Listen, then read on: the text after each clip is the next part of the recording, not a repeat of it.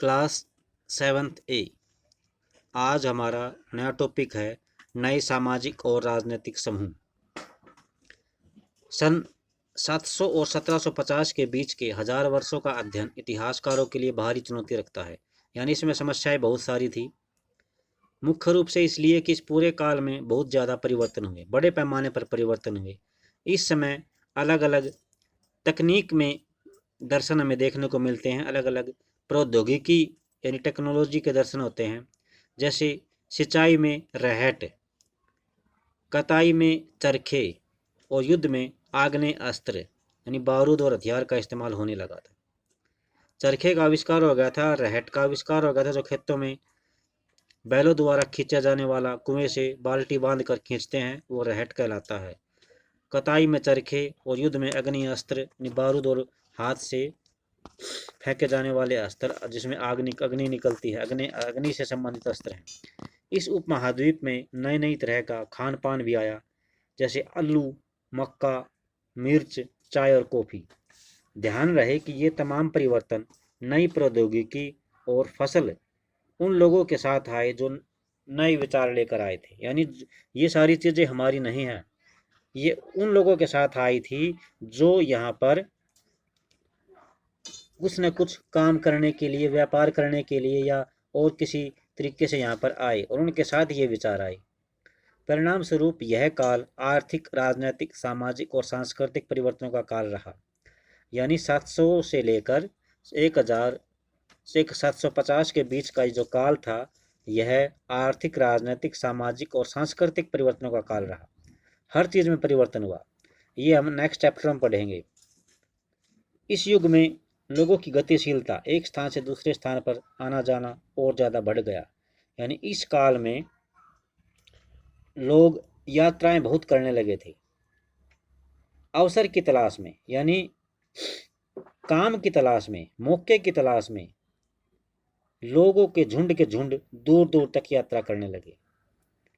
इस उपमहाद्वीप में अपार संपदा और अपना भाग्य बनाने के लिए, गढ़ने का मतलब क्या है, अपना भाग्य बनाने के लिए, बहुत ज़्यादा धन दौलत और संपदा प्राप्त करने के लिए अपार संभावनाएं मौजूद थी।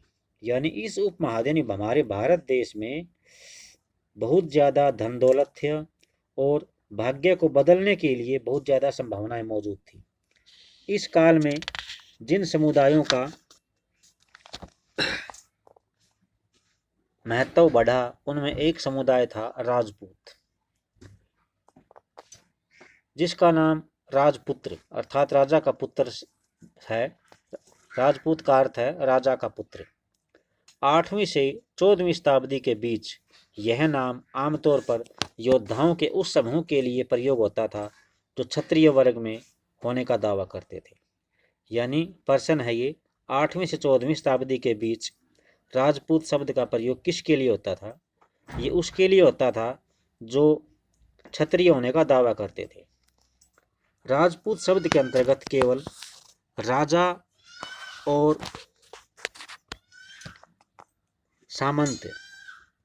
सामंत वर्ग ही नहीं, बल्कि वे सेनापति और सैनिक भी आते थे जो पूरे उपमहाद्वीप में अलग अलग शासकों की सेनाओं में सेवारत थे। यानी इसमें सिर्फ राजा और सामंत वर्ग नहीं आते थे, बल्कि सेनापति भी आता था, सैनिक भी आते थे, जो पूरे उपमहाद्वीप के अंदर अलग अलग सेनाओं में काम करते थे। कवि और चारण राजपूतों की आचार संहिता प्रबल पराक्रम और स्वामी भक्ति का गुणगान करते थे। यानी जो इनके गीत गाया करते थे, अर्थात ये कहावत जो हरियाणा में है, जिसका खाया अन्न उसके गाए गीत, तो ये उसकी बड़ाई करते थे, स्वामी भक्ति का गुणगान करते थे। इस युग में राजनीतिक दृष्टि से महत्व हासिल करने के अवसरों का लाभ किस किस को मिला? मराठा, सिख, जाट, अहोम और कायस्थ। कायस्थ कौन होते थे भी? जो लिपिक और मुंशी का काम करने वाली जाति है, ये दूसरे समूह ने भी उठाया। अब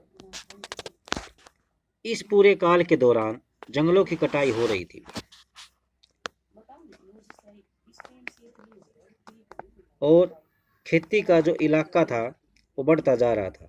कुछ क्षेत्रों में यह परिवर्तन अन्य क्षेत्रों की अपेक्षा तेजी से और पूरे तेजी से, कुछ क्षेत्रों में यह परिवर्तन अन्य क्षेत्रों की अपेक्षा बहुत तेजी से और पूरे तौर पर हुआ।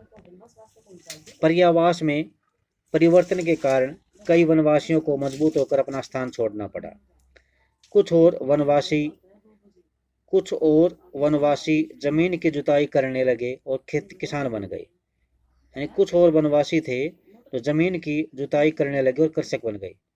कृषकों के ये नए समूह क्षेत्रीय बाजार, मुखियाओं, पुजारियों, मठों और मंदिरों से प्रभावित होने लगे। यानी जो कृषक बने ये लोग जो थे बाजार, मुखियाओं, पुजारियों, मठों और मंदिरों से प्रभावित होने लगे। वे बड़े और जटिल समाजों के अंग बन गए। उन्हें कर चुकाने पड़ते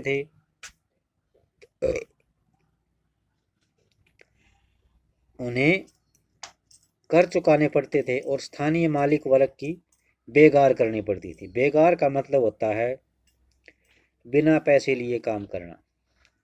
परिणाम स्वरूप किसानों के बीच आर्थिक और सामाजिक अंतर बढ़ने लगे। कुछ के पास ज़्यादा उपजाऊ जमीन होती थी और कुछ के पास पशु भी होते थे। और कुछ लोग खेती के अलावा खाली समय में हाथ का काम करते थे, दस्तकारी का काम करते थे, डिज़ाइन, कपड़ों पर डिज़ाइन बना दिया, दस्तकारी कर दी, ये काम करते थे। जैसे जैसे समाज में अंतर बढ़ने लगा, लोग जातियों और उपजातियों में बांटे जाने लगे और उनकी पृष्ठभूमि और शासन व्यवस्था के आधार पर उन्हें समाज में ऊंचा या नीचा दर्जा दिया जाने लगा। यानी जो लोग काम करते थे, जो काम लोग कर रहे हैं, उसी के आधार पर उन्हें ऊंचा या नीचा कहा जाने लगा। ये दर्जे स्थायी नहीं थे। किसी जाति विशेष के सदस्यों के हाथों में जितनी सत्ता, प्रभाव और संसाधनों का निर्धारण है, उसके आधार पर उनके दर्जे बदलते गए। यानी लोगों के पास आज भी यही हालात हैं और पहले भी यही थे। किसी के पास कितनी सत्ता है, कितनी पावर है, उसका दबदबा कितना, उसका प्रभाव कितना है, उसके पास संसाधनों की मात्रा कितनी है। संसाधन का मतलब होता है जिन वस्तुओं से हमारी आवश्यकताएं पूरी होती हैं, वो सारी संसाधन होती हैं। जितने जिस व्यक्ति के पास ज़्यादा होते हैं वही ज़्यादा महत्वपूर्ण व्यक्ति होता है, वही धनी व्यक्ति होता है। और इसी के आधार पर ये दर्जे यानी रैंक बदलते गए। एक ही जाति का व्यक्ति किसी में ही दर्ज हो सकता था, यानी किसी भी रैंक में दर्ज हो सकता था और किसी अन्य क्षेत्र में कोई और जाति का हो सकता था। अपने सदस्यों के व्यवहार पर नियंत्रण करने के लिए जातियां स्वयं अपने नियम बनाती थी। इन नियमों का जो पालन था, जाति के बड़े बड़े बुजुर्गों की एक सभा करवाती थी, जिसे कुछ इलाकों में जाति पंचायत कहा जाता था। यानी जो बड़े बुजुर्ग लोग होते थे वे इसको अटेंड करते थे और वे रूल बनाते थे। लेकिन जातियों को अपने निवास के लोगों के रिवाजों का पालन भी करना पड़ता था। यानी वहाँ पे जो रिवाज परंपरा चली हुई थी उसका पालन भी करना पड़ता था। इसके अलावा कई गांवों पर मुखियाओं का शासन होता था। वे मिल मिलाकर वे किसी राज्य की एक छोटी इकाई भर होती थी। तो आज यहीं तक पढ़ेंगे भी। इसके बाद एक वर्ड और आया पर्यावास बीच में। इसका मतलब ये है कि किसी भी क्षेत्र के पर्यावरण और वहाँ रहने वालों की सामाजिक और आर्थिक स्थिति, आर्थिक जीवन शैली से है। यानी जहाँ पर भी हम रहते हैं वहाँ का वातावरण कैसा है, वहाँ का माहौल कैसा है, ये इस बात पर, और समाज में क्या व्यवस्था है, क्या रूल रेगुलेशन है, ये इस बात पर डिपेंड करता है कि हम कहाँ रहते हैं। तो आज के लिए इतना ही। थैंक